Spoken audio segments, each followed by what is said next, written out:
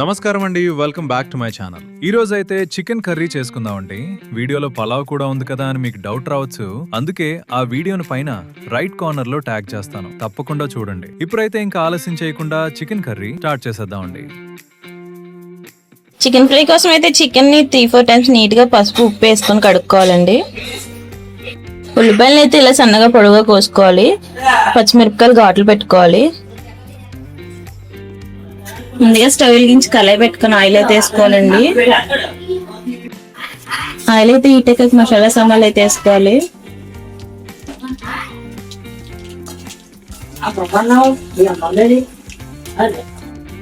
పచ్చిమిర్చి కూడా వేసుకోవాలి. ఉల్లిపాయ ముక్కలు కూడా వేసుకోవాలండి. వేసుకొని మొత్తం బాగా వేపుకోవాలి.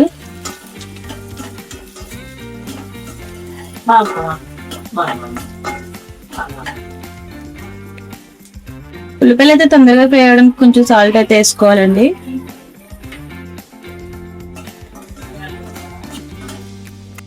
ఉల్లిపాయలు వేగిన తర్వాత చికెన్ అయితే వేసుకోవాలండి. చికెన్ వేసుకొని మొత్తం బాగా కలుపుకోవాలి.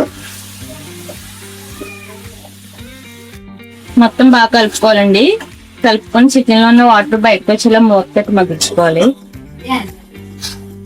చికెన్ లో వాటర్ లో బయటకు వచ్చేటప్పుడు అల్లం వెల్లిపాయ పేస్ట్ అయితే వేసుకోవాలండి. వేసుకొని మూత పెట్టుకోవాలి.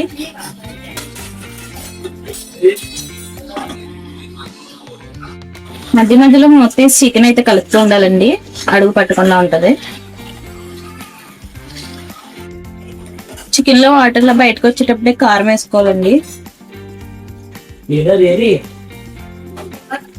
మసాలా పొడి కూడా వేసుకోవాలి.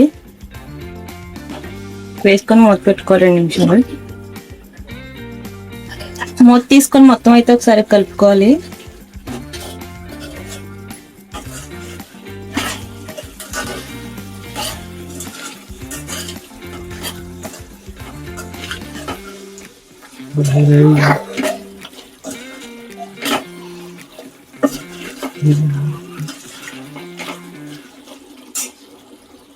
చికెన్ బాగా ఉడికేటప్పుడు ఇందులో కొంచెం పుదీనా అయితే వేసుకోవాలండి.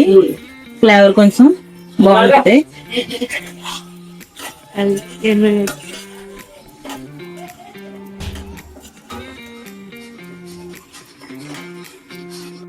చికెన్ అయితే ఉడికిపోయిందండి.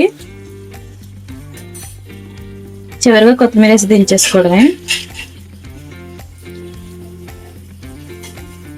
చికెన్ ఫ్రై అయితే రెడీ అండి.